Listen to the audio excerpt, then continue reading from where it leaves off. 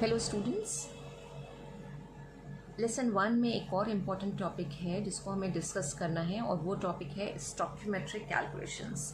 Basically ये एक physical chemistry का पार्ट है। स्टोइकियोमेट्री या स्टोइकियोमेट्रिक कैलकुलेशंस की जब हम बात करते हैं, अब कैलकुलेशन से हम बोल रहे हैं, इसका मतलब कुछ फॉर्मूलाज लगेंगे और कुछ वैल्यूज़ हमें कैलकुलेट करनी होगी।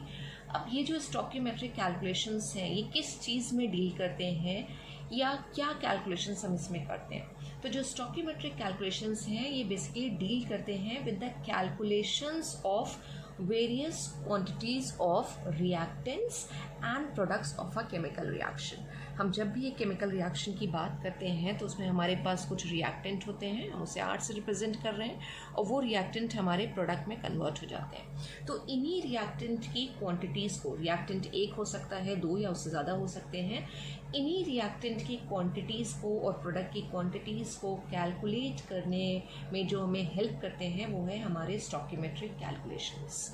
अब ये जो क्वांटिटीज़ हैं, ये क्या हो सकती हैं? क्वांटिटीज़ हमारी नंबर ऑफ मोल्स भी हो सकती हैं, क्योंकि हम रिएक्टेंट और प्रोडक्ट को नंबर ऑफ मोल्स में रिप्रेजेंट करते हैं। ये मासेस भी हो सकते हैं, जो भी केमिकल कंपाउंड्स हम यूज़ कर रहे हैं उनके मासेस भी हो सकते हैं, या फिर वॉल्यूम हो सकता है। हमने लास्ट क्लासेस में बात करी थी कि हम गैसेस के लिए वॉल्यूम टर्म यूज़ करते हैं, तो ये वॉल्यूम भी हो सकता है। अब इन क्वांटिटीज़ के कैलकुलेशन के लिए जो मैंडेटरी चीज़ है, जो हमें चाहिए, वो है केमिकल इक्वेशन। और वो केमिकल इक्वेशन जो है वो बैलेंस होना चाहिए। और केमिकल इक्वेशन को जब भी हम बैलेंस करते हैं तो हम कोफिशिएंट यूज़ करते हैं, यानी रिएक्टेंट और प्रोडक्ट के साथ हम कुछ कोफिशिएंट लगाते हैं, क्योंकि हमें फर्स्ट लॉ को भी फॉलो करना है, या first law of chemical combination को भी फॉलो करना है, जो क्या था? Law of conservation of mass. ठीक है, कि मैटर को ना तो हम क्रिएट कर सकते हैं ना ही डिस्ट्रॉय कर सकते हैं, वो सिर्फ अपना फॉर्म चेंज करता है। तो जितने एटम्स लेफ्ट हैंड साइड में यानी कि रिएक्टेंट साइड में हैं, उतने ही एटम्स प्रोडक्ट साइड में होना चाहिए या फिर राइट हैंड साइड में होना चाहिए। और इक्वेशन को बैलेंस करने के लिए हम हमेशा कोफिशिएंट, जो कि एक होल नंबर होता है, हम कोफिशिएंट को यूज़ करते हैं। तो हमें स्टोइकियोमेट्रिक कैलकुलेशन के लिए we need balance chemical equation, because these calculations are based on chemical equations only। तो stoichiometric calculations are the calculations which are based on chemical equations and they are called only stoichiometric calculations, and these calculations can be of 4 types। 4 group में हम इन calculations को divide करते हैं depending on कि हम क्या quantity लेके चल रहे हैं। तो पहला ग्रुप हमारे पास है कैलकुलेशंस इन्वॉल्विंग मास वॉल्यूम रिलेशनशिप, यानी हम यहाँ पे कुछ ऐसे न्यूमेरिकल्स करेंगे जिसमें हमें मास और वॉल्यूम दोनों दे रखा होगा केमिकल इक्वेशन में। सेम वे हम कुछ ऐसे न्यूमेरिकल्स देखेंगे, हम कुछ ऐसे एग्जाम्पल्स देखेंगे जहाँ वॉल्यूम रिलेशनशिप होगी। थर्ड जो कैटेगरी है स्टोइकियोमेट्रिक कैलकुलेशंस की, वो है कैलकुलेशन इन्वॉल्विंग मास रिलेशनशिप, जैसे वॉल्यूम रिलेशनशिप थी। एंड लास्ट कैटेगरी है जिसमें हम करेंगे कैलकुलेशंस इन्वॉल्विंग मोल और मोल, या फिर मोल और मास रिलेशनशिप की बात होगी। तो let's start with the first category और first type of calculations which involve mass volume relationship. अब मास वॉल्यूम में क्या बात आएगी? तो हम लॉज ऑफ केमिकल कॉम्बिनेशन पढ़ चुके हैं और हमें पहले इसलिए पढ़ाए जाते हैं ताकि हम इन चीज़ों को समझ सकें। तो हमने लॉज ऑफ केमिकल कॉम्बिनेशन में क्या समझा था कि अगर हमारे पास 1 मोल या 1 ग्राम मॉलिक्यूल अगर हमारे पास है किसी भी सब्सटेंस का, तो वो कितना वॉल्यूम ऑक्यूपाई करता है एनटीपी पर या एसटीपी पर? 22.4 लीटर। और या फिर अगर हम एमएल में उसको कन्वर्ट कर लें तो हो जाएगा 22,400 ml। ये इंफॉर्मेशन हमारे पास है और इसी इंफॉर्मेशन को हम यूज़ करेंगे इस तरह के कैलकुलेशंस को सॉल्व करने के लिए। जैसे अगर हम बात करें, हमारे पास एक मास वॉल्यूम रिलेशनशिप का एग्जाम्पल है कैल्शियम कार्बोनेट। कैल्शियम कार्बोनेट, जिसे हम लाइमस्टोन भी कहते हैं, इसकी अगर हम HCl के साथ रिएक्शन करा रहे हैं तो हमारे पास प्रोडक्ट क्या आएंगे? कैल्शियम कार्बोनेट डिकम्पोज होगा। कैल्शियम कार्बोनेट या कोई भी कार्बोनेट का सॉल्ट, एक्सेप्ट अगर हम ग्रुप 1 के मेटल्स को छोड़ दें, तो जब भी कार्बोनेट के सॉल्ट्स डिकम्पोज होते हैं तो हमें मिलता है कार्बन डाइऑक्साइड और वाटर, और साथ में जो मेटल इन्वॉल्व होगी उसका सॉल्ट आ जाएगा जब हम एसिड के साथ उसकी रिएक्शन करा रहे हैं। तो यहाँ पे जो मेटल है वो है कैल्शियम, एसिड हमने यूज़ किया है HCl, तो हमारे पास जो सॉल्ट आएगा वो होगा calcium chloride, plus carbon dioxide आएगी, प्लस वाटर। राइट। अब सबसे पहला स्टेप क्या होगा अगर हमें मास वॉल्यूम बेस्ड न्यूमेरिकल्स को सॉल्व करना है, तो हमें सबसे पहले इस पर्टिकुलर रिएक्शन के लिए एक बैलेंस्ड मॉलिक्यूलर इक्वेशन या बैलेंस्ड केमिकल इक्वेशन लिखनी होगी। यानी जितने number of atoms left hand side हैं उतने ही नंबर ऑफ एटम्स किधर होना चाहिए, प्रोडक्ट साइड में भी होना चाहिए। तो जब हम इसको बैलेंस करेंगे तो बहुत ही सिंपल सा है, सी इधर एक है, इधर कैल्शियम कार्बोनेट, उससे कार्बन डाइऑक्साइड आया, एक ऑक्सीजन इधर आ गया और यहाँ 2 हाइड्रोजन और 2 Cl हैं, तो ये 2HCl से हमारी रिएक्शन बैलेंस हो गई। तो सबसे पहले आपको अपना न्यूमेरिकल के लिए बैलेंस केमिकल इक्वेशन लिखना बहुत ज़रूरी है, अदरवाइज रिजल्ट सही नहीं आएगा। उसके बाद हमारे पास जो सेकेंड स्टेप होता है उसमें नंबर ऑफ मोल्स हम लिखते हैं just below the formula of each of the reactant and products. अब इस रिएक्शन में क्या हो रहा है, 1 मोल हमारे पास है कैल्शियम कार्बोनेट जो क्या कर रहा है, 2 मोल्स ऑफ HCl के साथ रिएक्ट कर रहा है, जिससे हमें 1 मोल कैल्शियम क्लोराइड मिल रहा है और यहाँ पे 1 मोल वाटर का आ जाएगा और साथ में जो कार्बन डाइऑक्साइड प्रोड्यूस हो रही है, बेसिकली हम लोग मास वॉल्यूम की बात कर रहे हैं, इसलिए हम यहाँ पे ये गैस वाला जो हमारा या गैसियस प्रोडक्ट है हम उसको लेंगे और यहाँ पे हमारा क्या आ जाएगा, 1 मोल ऑफ कार्बन डाइऑक्साइड, यानी 1 mole of calcium carbonate 2 moles of HCl के साथ रिएक्ट करके हमें क्या दे रहा है, 1 मोल ऑफ कार्बन डाइऑक्साइड दे रहा है। 1 मोल ऑफ कार्बन डाइऑक्साइड को अगर हम मास के टर्म में लिखें तो ये क्या हो सकता है, 44 ग्राम, और या फिर वॉल्यूम के टर्म में अगर हम लिख रहे हैं तो हम क्या कहते हैं कि 1 mole of any substance occupy 22.4 litre at NTP। तो 1 मोल ऑफ कार्बन डाइऑक्साइड कितना वॉल्यूम ऑक्यूपाई करेगी, 22.4 लीटर, या फिर ml में हमने कहा था 22400 ml एट NTP और STP, यानी नॉर्मल टेम्परेचर प्रेशर या फिर स्टैंडर्ड टेम्परेचर और प्रेशर।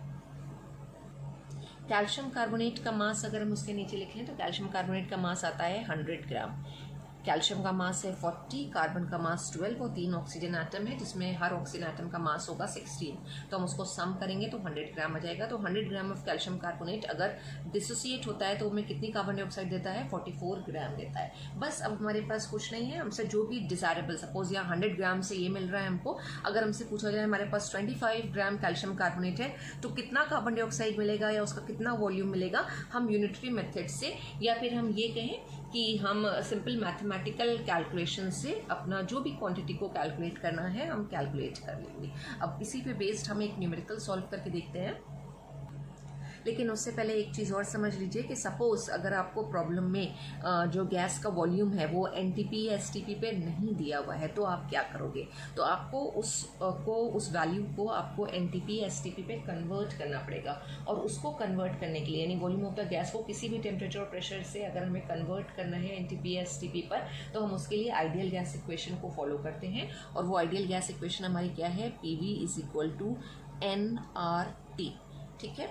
और इसमें इक्वेशन में P is pressure, V is volume, N number of moles है, R गैसियस कांस्टेंट है जिसकी वैल्यू प्रोवाइडेड रहती है, और T जो है टेम्परेचर है केल्विन में, यानी अगर सेल्सियस में टेम्परेचर है तो हम केल्विन में उसे कन्वर्ट करके यानी उस सेल्सियस वाले टेम्परेचर में 273 को प्लस करके तब हम टेम्परेचर को मेंशन करेंगे।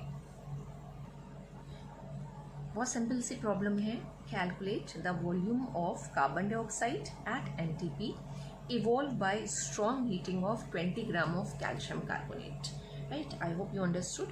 अब सबसे पहला स्टेप इसमें क्या है कि हमें इस पर्टिकुलर जो भी ये केमिकल चेंज हो रहा है या केमिकल रिएक्शन हो रही है उसके लिए हमें बैलेंस्ड केमिकल इक्वेशन लिखनी है।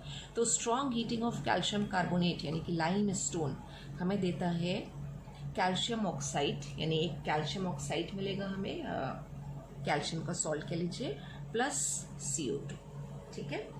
तो ये इक्वेशन हमारे पास आ गई। अब क्या ये इक्वेशन बैलेंस है उसको हम चेक कर लें। कैल्शियम इधर एक, कार्बन एक, 3 ऑक्सीजन एटम है, उधर भी 3 ऑक्सीजन एटम है, तो हमें कोफिशिएंट लगाने की कोई ज़रूरत नहीं है, यानी एक होल नंबर यूज़ करने की कोई ज़रूरत नहीं है। यहाँ पे हमारी ये बैलेंस केमिकल इक्वेशन है। अब इसके नीचे अगर हम बात करें नंबर ऑफ मोल्स में लिखें तो ये 1 मोल कैल्शियम कार्बोनेट जब डिकम्पोज हो रहा है तो हमें यहाँ पे देखना क्या है, बेसिकली वॉल्यूम ऑफ CO2, इसलिए हम कैल्शियम ऑक्साइड को छोड़ देते हैं। Otherwise 1 mole of calcium carbonate हमें क्या दे रहा है, 1 मोल ऑफ कैल्शियम ऑक्साइड और 1 मोल ऑफ कार्बन डाइऑक्साइड। तो यहाँ पे हमें कार्बन डाइऑक्साइड कितनी मिल रही है, कार्बन डाइऑक्साइड भी 1 मोल मिल रही है और 1 मोल जो है एनटीपी पे कितना वॉल्यूम ऑक्यूपाई करता है, क्योंकि हमसे यहाँ वॉल्यूम में पूछा गया है, यानी कि जो कार्बन डाइऑक्साइड है वो वॉल्यूम में पूछी गई है, तो उसका वॉल्यूम निकालना होगा, यानी लीटर में हमें कैलकुलेशन करना है। तो 1 mole of any substance occupy 22.4 litre at NTP, ये हमें पता है। अब देखिए रिलेशनशिप यहाँ पे क्या आ जाएगी, अगर हम इस 1 मोल को मास में कन्वर्ट कर लें। कैल्शियम कार्बोनेट का मास अभी हमने कहा था कितना होता है, 100 ग्राम। तो 100 ग्राम ऑफ कैल्शियम कार्बोनेट अगर डिकम्पोज होता है, ठीक है, तो कितनी कार्बन डाइऑक्साइड इवॉल्व होती है, 22.4 लीटर। तो यहाँ पे हमें कितना दे रखा है, 20 ग्राम कैल्शियम कार्बोनेट दे रखा है। यूनिटरी मेथड से हम इसको निकाल लेंगे, बहुत सिंपल सा है। तो 100 ग्राम से 22.4 लीटर आ रहा है, हम इसको स्टेटमेंट के फॉर्म में लिख लेते हैं कि 100 gram of calcium carbonate gives CO2 कितनी दे रहा है, 22.4 लीटर, ये दे रहा है हमें। यूनिट लिखना बहुत ज़रूरी है, CBSE में यूनिट के भी मार्क्स होते हैं, यानी अगर आपने न्यूमेरिकल सॉल्व किया और आपने यूनिट नहीं लिखी है तो आपके मार्क्स डिडक्ट होंगे। तो 22.4 लीटर हो गया। अब हमारे पास कितना है calcium carbonate provided, 20 gram of calcium carbonate है, तो 20 ग्राम कितना देगा। इसको अगर हम 1 से भी पहले करते कि 100 ग्राम इतना दे रहा है, तो 1 ग्राम कितना देगा वाली चीज़ आगे जाएगी, तो वो कितना देगा, 22.4 अपॉन 100 हो जाता है ना। और अगर 20 ग्राम के लिए हम कर रहे हैं तो उसको 20, यूनिटरी मेथड ऐसे ही होता है जो मैथ्स के आपने प्रॉब्लम सॉल्व करी होगी, ये आ गया हमारे पास। और इसको अगर हम सॉल्व करेंगे तो वैल्यू हमारे पास आ जाएगी 4.48 लीटर्स, यानी अगर 20 ग्राम कैल्शियम कार्बोनेट है तो उससे हमें कितनी कार्बन डाइऑक्साइड मिलेगी, 4.48। तो देखा आपने, हमने कैलकुलेशन किया और कैलकुलेशन में क्या चीज़ें इन्वॉल्व थी, मास और वॉल्यूम। तो और इस तरह की जो कैलकुलेशंस हैं जहां हम क्या कर रहे हैं, क्वांटिटी फाइंड आउट कर रहे हैं रिएक्टेंट की या प्रोडक्ट की, इन्हीं कैलकुलेशंस को ही हम बोलते हैं स्टॉकियोमेट्रिक कैलकुलेशंस। और ये क्वांटिटीज़ जो हैं वो वॉल्यूम का भी डिटर्मिनेशन हो सकता है, जैसे हमने यहाँ पे वॉल्यूम निकाला है, ये नंबर ऑफ मोल्स का डिटर्मिनेशन भी हो सकता है, या फिर हम मासेस भी कैलकुलेट कर सकते हैं, डिपेंड्स ऑन कि हमें क्या प्रॉब्लम दे रखा है। We will discuss further types of stoichiometric calculations in some more classes. Thank you so much, students.